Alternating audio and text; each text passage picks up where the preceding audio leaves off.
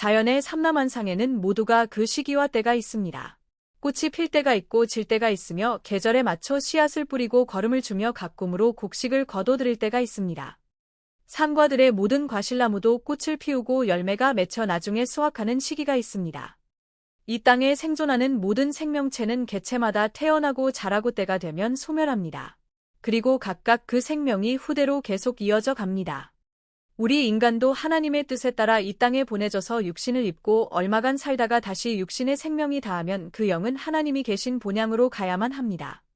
이 땅은 영원한 본향으로 가는 여정에 잠깐 쉬었다 가는 휴게소와 같은 곳입니다. 우리가 가는 천국은 거듭난 자만이 들어갈 수 있는 곳입니다. 그리고 이러한 자격을 갖추려면 이 땅에 있을 때라야 가능하며 사랑과 공의의 하나님은 모든 사람에게 공평하게 그 기회를 부여하고 있습니다. 우리는 이 땅에 있을 동안은 천국에 갈 기회가 누구에게든지 있습니다. 우리가 많은 사람에게 전도를 하고 교회로 불신자를 인도하면 그들은 교회에서 하나님 말씀을 듣고 깨달아 믿음으로 구원을 받습니다. 교회 내에는 남녀노소 모태신앙부터 갓 입교한 초신자까지 각양각색의 전혀 다른 신분과 성품을 가진 수많은 사람이 모여 신앙의 열정을 쌓아가고 있습니다. 우리가 성도라 이름 부르며 믿음 생활을 교회 중심으로 하지만 사람마다 성품이 제각각 다르듯이 믿음의 형태도 다양합니다. 그러나 구원을 향하여 나아가고자 하는 목적은 모두가 똑같습니다. 우리가 구원의 길에 들어서려면 누에가 고치를 탈피해야 나방이 되고 매미가 허물을 벗어야 날 수 있으며 나비가 고치를 뚫고 나와야 살 수 있듯이 평생에 한 번은 반드시 거듭남의 변화를 체험해야 하는데 이것이 곧 좁은 문을 통과하는 것을 말합니다. 저는 교회나 전도 현장에서 많은 사람과 대화를 하면서 한 가지 깨달아지는 것이 있었습니다. 그것은 구원으로 향한 변화의 체험에는 각 사람의 나이, 즉 살아온 연륜과 직접적인 연관이 있다는 것입니다. 일반적으로 감정이 풍부하고 예민하며 마음이 어린아이같이 순수하고 정서가 풍부한 사람일수록 변화받을 가능성이 훨씬 커집니다. 그것은 이러한 사람은 하나님의 말씀을 의심치 않고 순전하게 받아들이는 경향이 있으며 진실하게 감동을 잘 받기 때문입니다. 그러므로 이렇게 마음이 순수하면 변화를 받아 구원받을 확률이 훨씬 높습니다. 반면에 감정이 메마르거나 오랫동안 세상 부귀영화에 빠져 있었거나 마음이 강팍하며 불안정하여 순수하게 잘 믿지를 못하는 사람은 하나님 말씀이 전해져도 그 말씀이 마음밭에 잘 심어지지 않습니다.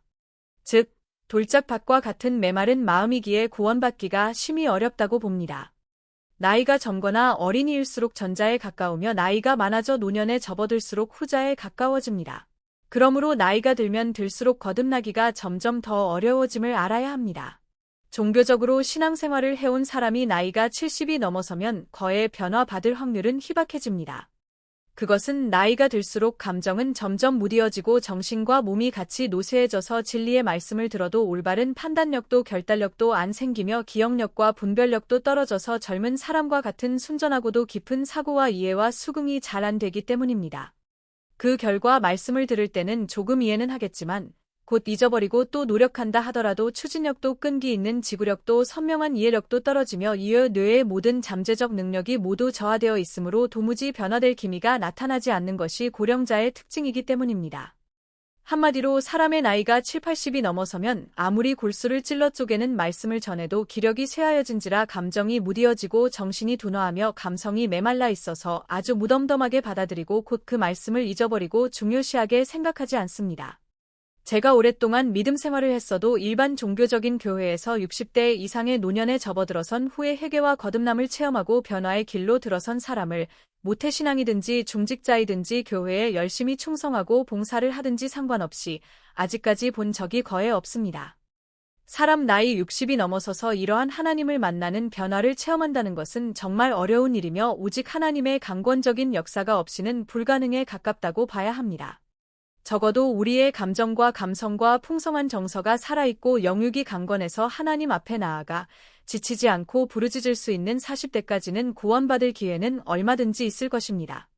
믿음 생활에서 느끼고 경험하고 체험한 것을 저의 개인 판단으로 말씀드리므로 이러한 주장을 모든 사람이 공감하시지는 않는다고 보며 얼마든지 예외도 있다고 저는 생각합니다. 즉 종교적인 교회가 아니라 정말 살아 역사하는 교회에서는 연로하신 분들도 얼마든지 구원으로 향하는 근본 변화가 일어날 수는 있다고 봅니다. 물론 구원의 최종적인 결정은 하나님이 하시지만 불신자를 교회로 인도하여 예배를 드려도 또 직접 진실한 하나님의 말씀을 전도 현장에서 전해도 연로하신 분들은 모든 것을 무덤덤하게 받아들이고 무덤덤하게 생각하기 때문에 그 말씀이 소기의 경 읽기에 불과하다는 것을 저는 매번 실감했습니다. 교회 내에서도 마찬가지로 평생을 헌신했으나 종교적인 신앙생활을 한 연로하신 분들은 몸과 마음이 벌써 교회의 형식적이고 관습적이며 일률적인 예배의 절차에 묶인 신앙으로 굳어졌기에 오히려 불신자보다도 더욱 변화가 안 된다는 것을 우리는 잘 알고 있습니다. 이럴 때마다 물론 구원은 하나님의 권한에 있지만 지금까지 오랜 세월 동안 그분들은 열심히 믿어왔는데 너무나 안타깝다는 허탈한 마음을 늘 떨칠 수가 없었습니다. 삶의 막바지 단계나 인생의 수많은 어려움 때문에 실해에 빠져 있거나 삶을 포기하다시피 하고 마지막으로 신락 같은 희망을 부여잡고 있는 사람, 그 위에 온갖 인생사에 억눌려 고통을 해결코자 하는 사람 또는 영적 갈급함에 텅 빈 메마른 가슴을 안고 하나님을 만나고자 하는 사람들이 애타게 이리저리 헤매다가 하나님의 은혜로 간혹 진정한 교회를 만나는 경우가 있습니다. 그리고 그들이 그동안의 세상 온갖 문제점들을 하나님 앞에 전부 내려놓고 간절히 매달려 주님께 간절히 구함으로써 본인의 모든 어려운 일들을 해결함을 받고 자유로움을 얻는 사람들이 지금도 있습니다. 그러나 이 시대의 교회의 참된 사명은 이러한 성도들의 현실적인 문제점을 해소하는 단계에 그치지 않고 더 나아가 그들이 근본 변화를 체험케 하고 구원받은 성도로 예전과는 전혀 다른 삶이 새롭게 시작되도록 하며 진정한 주님의 제자로 탈바꿈시키는데 그 목적이 있다고 할 것입니다.